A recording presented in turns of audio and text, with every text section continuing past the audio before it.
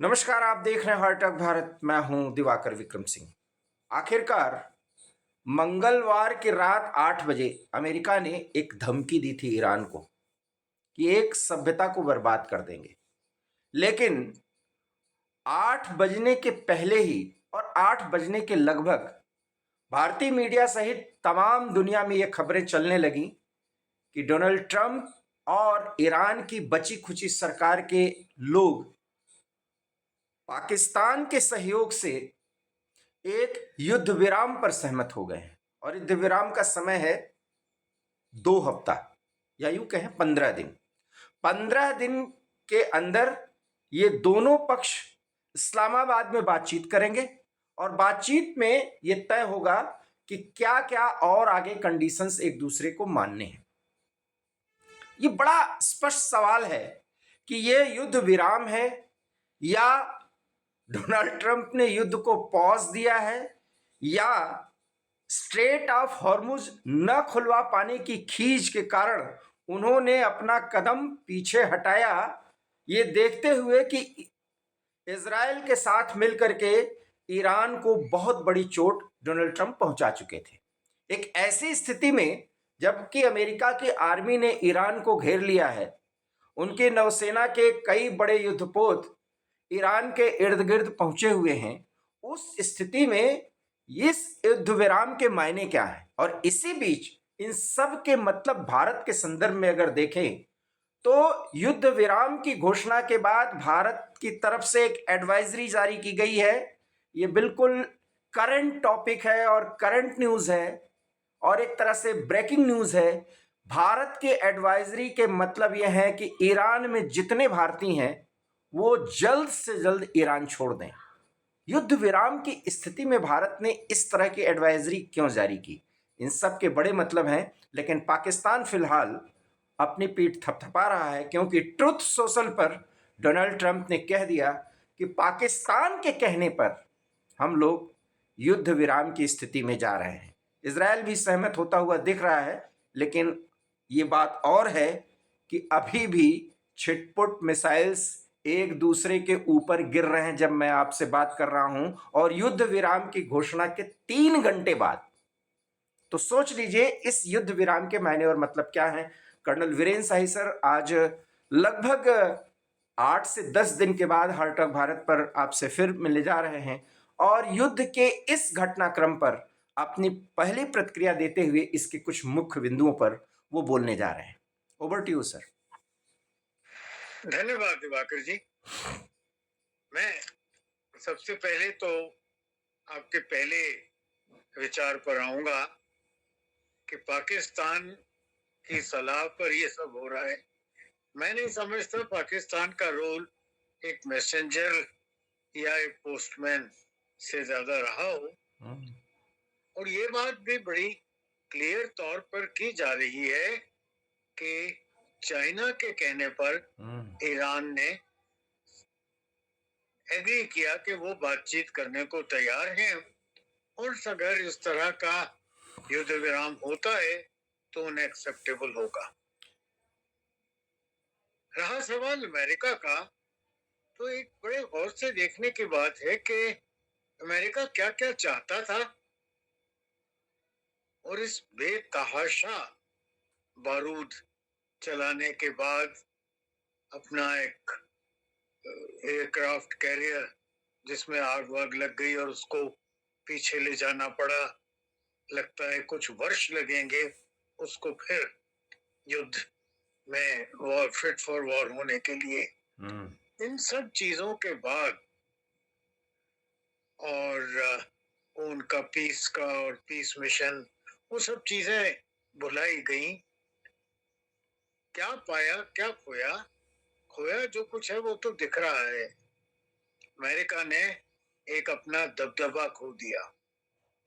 America ने state of Hormuz पर वो कहते थे हम यहाँ सिक्योरिटी भी देंगे, इंश्योरेंस भी देंगे। एक हालत ये आ गई कि वहां उन्होंने कहा जिसको रास्ता चाहिए अपना अपना ढूंढ लो।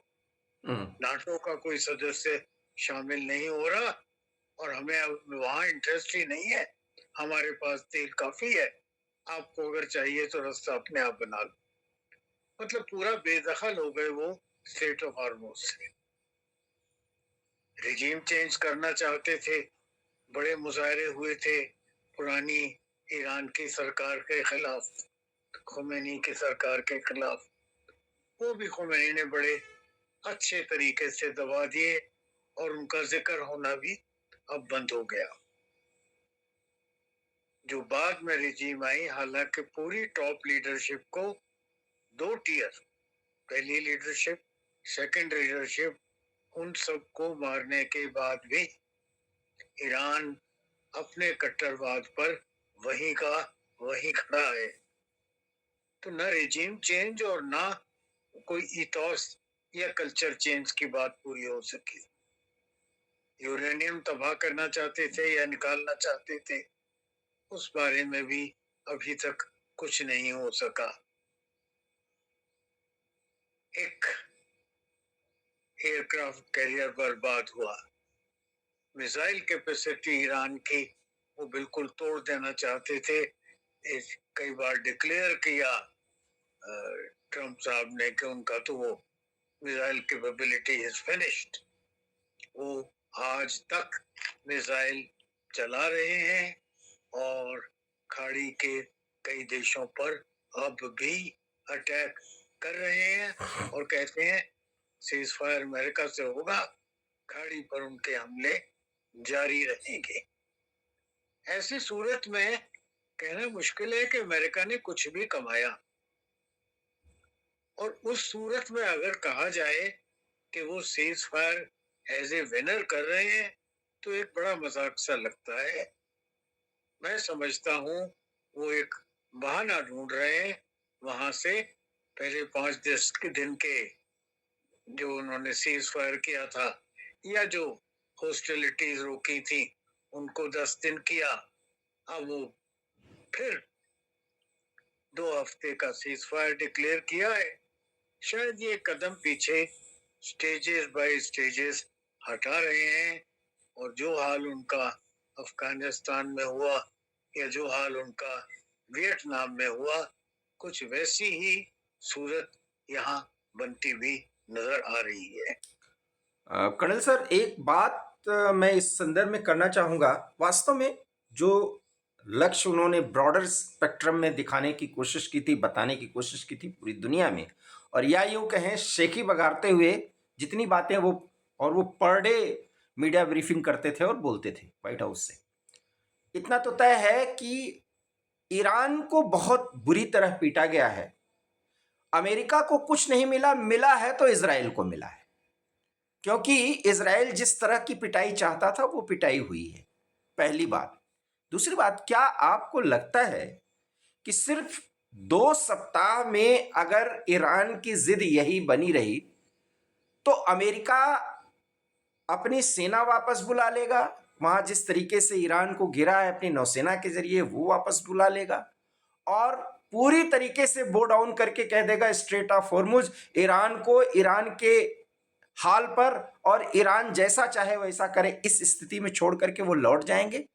उस स्थिति में वो देश गल्फ के, चाहे कतर हो, बहरीन हो, कुवैत हो, यूएई हो, सऊदी अरब हो, ओमान हो, जो भी जिनका भी आप नाम ले ले, ये अमेरिका को अपना मित्र मानेंगे?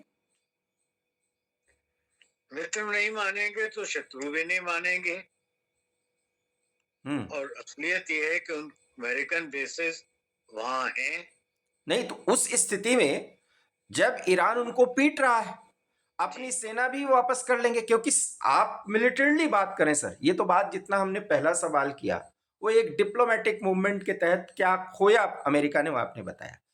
पूरे मिलिट्री को एक मूवमेंट पर लगा देना और तीनों सेनाओं को, और उसके बाद उन सब को वहां से वापस बुला लेना, ये डोनाल्ड ट्रंप अमेरिका में जो मिड टर्म पोल नवंबर में होने वाले हैं उसमें तो बहुत बुरी तरह से हारेंगे अगर ऐसा वो करेंगे तो।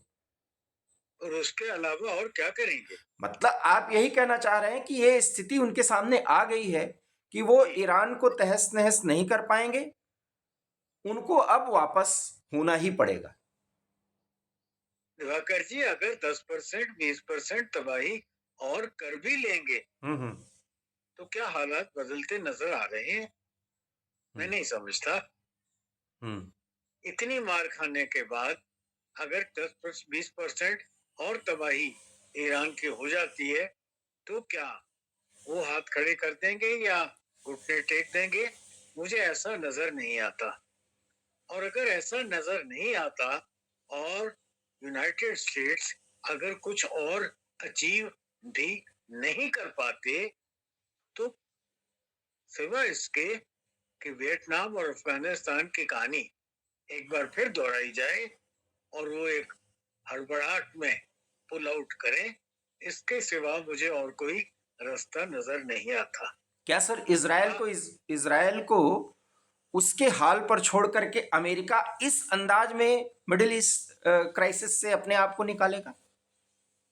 इसराइल को फीड करते रहेंगे, उनको हथियार देते रहेंगे, सपोर्ट करते रहेंगे, मॉनेटरी सपोर्ट करते रहेंगे और इसराइल का फ्रंट अभी बंद नहीं हुआ है। बिल्कुल, उसने तो लेबनान पे भी अटैक किया है अभी कुछ ही देर पहले। लेबनान के अटैक अभी जारी है और नेतन्याहू ने बड़ा साफ कहा है कि हम हिजबुल्लाह को तबाह करके ही रुकेंगे। तो जिस तरह उन्होंने हमास को लगभग फ्लैट कर दिया है, इसी तरह वो लेबनान पर भी जिस इलाकों पे कब्जा कर रहे हैं उसका कंट्रोल अपने पास रखेंगे और उसके लिए उनको बैकडोर से मिले अमेरिकन सहायता लगातार मिलती रहेगी।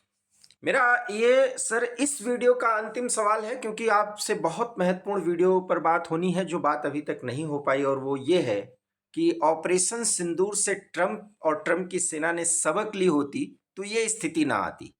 हम अगले वीडियो में बात करेंगे और उस वीडियो को जरूर देखिएगा।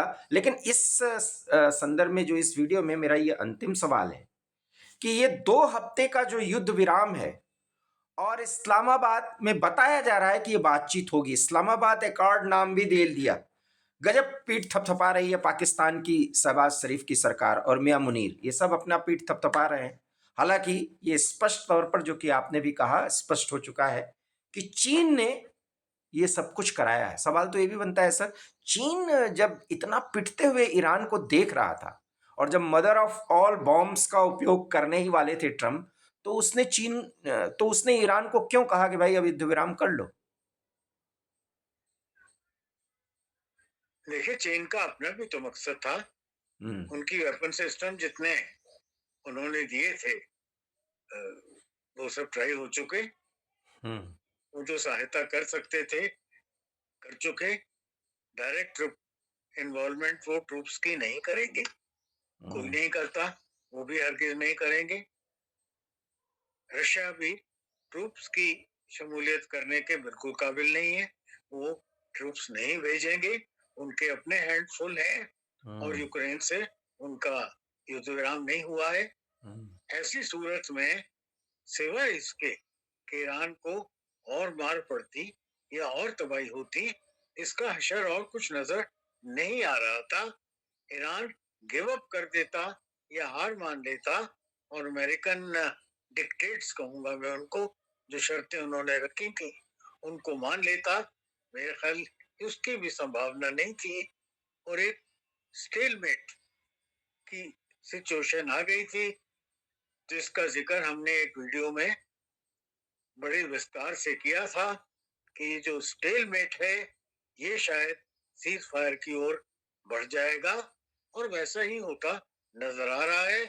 हो सकता है ये सीज फायर और लंबा खींचे, कुछ और लंबा खींचे और हालात एक जगह पर आकर कुछ एडजस्टमेंट्स के साथ, जिसमें ईरान हरमुज पर अपना पूरा कंट्रोल अब बना चुका है, बना कर रखेगा।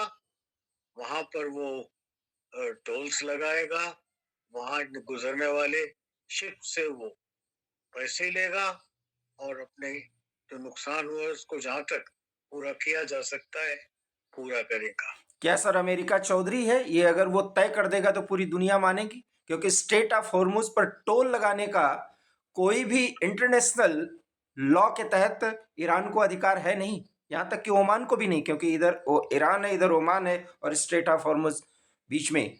तो ये दोनों, या ईरान टोल लगाए, ये तो कानून कहता नहीं है। मैरीटाइम जो लॉ है उसके इस मुताबिक तो ऐसा कर नहीं सकता। फिर अमेरिका कौन होता है? जब अमेरिका इतना भद ही अपनी पिटवा लेगा तो वो टोल लेंगे, ये सब कुछ तय करने वाला अमेरिका या ईरान कौन होते हैं? पूरी दुनिया क्या अमेरिका और ईरान के खिलाफ नहीं होगी? देखिए, अगर वो रोक कर रखेगा तो जिनको शिप्स ले जाने हैं उनके पास क्या ऑप्शन होगा? या रुके रहें या पैसा देकर निकले। इस स्थिति में तो सर ये लगता है कि कहीं न कहीं अरब के देश, खास करके खाड़ी के वो देश, मैं खाड़ी में ईरान को नहीं मानता, ये पूरी तरीके से अमेरिका के कृपा पर रहते-रहते एक तरीके से महत्वहीन हो जाएँगे। महत्वहीन हो गए हैं और हो जाएँगे, क्योंकि फिर टोल लगेगा। एक तरह से हॉर्मुज़ से अपना तेल ले जाना सबके लिए बड़ा महँगा होगा। सब अपने-अपने ऑप्शंस ढूँढेंगे। बड़ा नुकसान तो यूएई, सऊदी अरब, कतर, बहरीन, कुवैत इन सब का हुआ। बिल्कुल ऐसा है, और ऐसा भी हो सकता है इनका कुछ शेयर उसमें मिल जाए। ये बात भी हो सकती है और ये इसीलिए कुछ परसेंटेज उसमें ले सकते हैं। इसीलिए कि अब यहाँ पर कह सकते हैं आप बहुत ही आसान शब्दों में कर्नल सर जो कह रहे हैं कि अभी गुंडई का टैक्स लगने और लगाने की प्रक्रिया पर बातचीत होगी इस्लामाबाद में। और देखिए, आतंकवाद का पुरोधा उसी के यहाँ जा करके डोनाल्ड ट्रंप बातचीत करेंगे और इस बातचीत में जो शर्तें वो लगा रहे हैं, 15 बातें उनकी हैं, 10 बातें ईरान की हैं। उन्हीं पर आगे का भविष्य तय होगा कि क्या ये आगे युद्ध बढ़ेगा या नहीं। और जैसा कि कर्नल सर कह रहे हैं, अभी तो 2 हफ्ते की बात है, इसे और बढ़ाया जा सकता है और धीरे-धीरे एक सेटलमेंट की स्थिति में आएंगे। बहरहाल डोनाल्ड ट्रंप को इससे बहुत बड़ा फायदा उनकी घरेलू राजनीति पे पड़ेगा ऐसा तो नहीं है, इसलिए लग तो नहीं रहा है कि ये युद्ध इसी स्थिति में जाकर के समाप्त हो जाएगा। अगले 15 दिन बाद भी डोनाल्ड ट्रंप या ईरान अपनी तरफ से कोई खुरपेच नहीं करने की कोशिश करेंगे, लेकिन स्थिति फिलहाल यही है कि अमेरिका वो हासिल नहीं कर पाया जो हासिल करना चाहता था। इज़राइल ने बहुत कुछ हासिल किया, लेकिन बहुत कुछ हासिल कर सकने की स्थिति में वो था अगर युद्ध बढ़ता। ईरान बहुत पिटा है, लेकिन एक जिद्दी देश के रूप में अपने आप को एस्टैब्लिश कर पाया है। रही बात स्वाभिमान की, तो स्वाभिमान की रक्षा तो लगता है कि इस युद्ध में इन तीनों पक्षों, इन दोनों की तो नहीं हो पाई है। ईरान स्वाभिमान दिखा रहा है, लेकिन उसके पीछे ये दिख गया कि वो एक आतंकी देश के रूप में कहीं स्टैब्लिश ना हो जाए, क्योंकि जब वो टैक्स वसूलेगा हॉर्मुज पास पर, तो फिर ईरान जो माना जाता है एक सभ्य देश, शायद वो नहीं माना जाएगा। इस पर हम आगे भी कर्नल सर से बातचीत करेंगे, लेकिन ये वीडियो आपको कैसा लगा इस पर आप अपनी प्रतिक्रिया दीजिए और हार्ट ऑफ भारत आप देखते रहिए। प्लीज़ हमारे चैनल हार्ट ऑफ भारत को सब्सक्राइब कीजिए। बहुत बहुत धन्यवाद। नमस्कार। धन्यवाद दिवाकर जी।